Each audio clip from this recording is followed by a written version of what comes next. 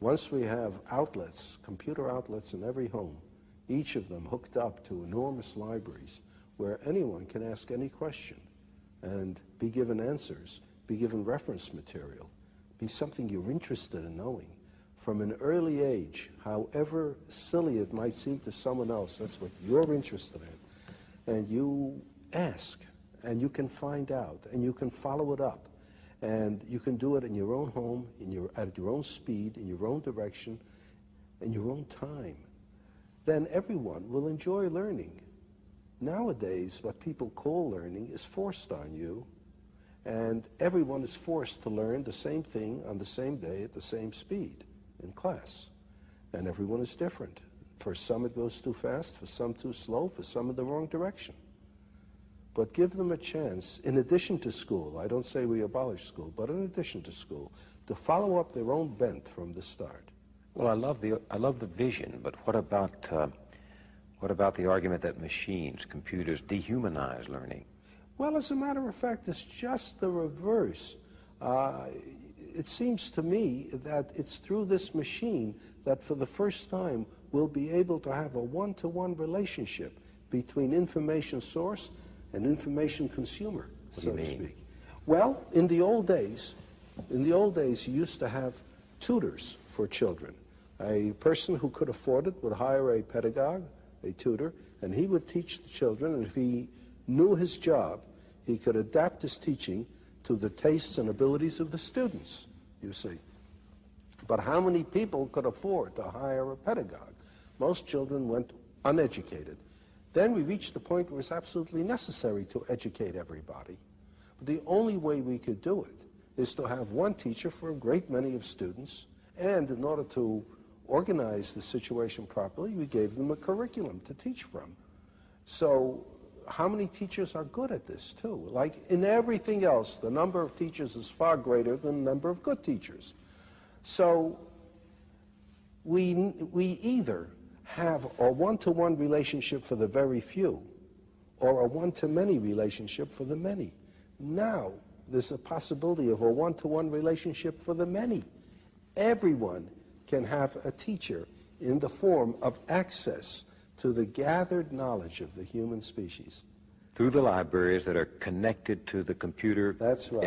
On my desk in my home. Right. I can sit there and call up, well, what if I want to learn only about baseball? Well, that's all right. You learn all you want about baseball, because the more you learn about baseball, the more you might grow interested in mathematics to try to figure out what they mean by those earned run averages and the batting averages and so on. You might in the end become more interested in math than baseball if you follow your own bent and you're not told. On the other hand, someone who is interested in mathematics may suddenly find himself very enticed by the problem of how you throw a curved ball. And he may find himself engaged in sports physics, so to speak. Well, why not? Why not? But you know, Dr. Asimov, we have such a spotty, in fact, we have such a miserable record in this country of providing, say, poor children, even with good classrooms. And I wonder if our society can ever harness itself to provide everyone, including poor children, with good computers. Perhaps not at the very start, you know, but it's like asking yourself, is it possible to supply everybody in a nation with clean water? Now, there are many nations where it is impossible to get clean water except under very unusual circumstances. That was one reason why people started drinking beer and wine, because the alcohol killed the germs. If you didn't drink that, you died of cholera. But there are places where you can supply clean water for nearly everyone. Now, the United States probably supplies clean water for a larger percentage of its population than almost any other nation can. It's not that we would expect everybody to have a perfect computer right off, to have equal access to outlets, but you try for it. And with time, I think more and more will. Just as, for goodness sakes, when I was young, very few people had automobiles, very few people had telephones in the home. Almost nobody had an air conditioner. Now, these things are very common indeed, almost universal. It might be the same way. So you're, in a sense, every student has his or her own private school. Yes, and it belongs to him or her.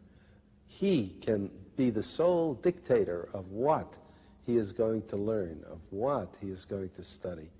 Mind you, this is not all he's going to do. He'll still be going to school for some things that he has to know. Common knowledge, common database. Right, and interaction with other students and with teachers. You can't get away from that. But he's got to look forward to the fun in life, which is following his own bent. This revolution you're talking about, personal learning, it's not just for the young, is it? No, that's a good point. No, it's not just for the young. That's another trouble with education as we now have it. It is for the young, and people think of education as something that they can finish.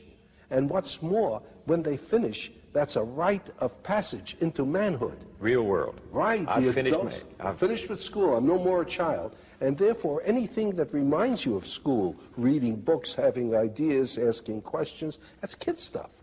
Now you're an adult, you don't do that sort of thing anymore, you see? And in fact, like prison, the reward of school is getting out. Exactly. Kids begin to say, when you're getting out. And every kid knows that. Every kid knows the only reason he's in school is because he's a kid and little and weak. And as soon as and in fact, if he manages to get out early, if he drops out, why, he's just a premature man. Yeah, so that's exactly right. In the city, I've talked to some of these dropouts, and they think they're there. They think they've become men because they're out of school. That's right. What's wrong with this? Well, what's wrong with it is you have everybody looking forward to no longer learning, and you make them ashamed afterwards of going back to learning. If you have something like this, then anyone, any age, can learn by himself, can continue to be interested. There's no reason then, if you enjoy learning, why you should stop at a given age. People don't stop things they enjoy doing just because they reach a certain age. They don't stop playing tennis just because they turn 40. They don't stop with sex just because they turn 40. They keep it up as long as they can if they enjoy it. And learning will be the same thing. The trouble with learning is most people don't enjoy it because of the circumstances. Make it possible for them to enjoy learning, and they'll keep it up. There's the famous story about Oliver Wendell Holmes, who lived to be well into his 90s. He was in the hospital one time. He had not long to live. He was over 90 already. And President Roosevelt came to see him. And there was Oliver Wendell Holmes reading a Greek grammar. And Roosevelt said, "Why are you reading a Greek grammar, Mr. Holmes?" And Mr. Holmes said, "To improve my mind, Mr. President."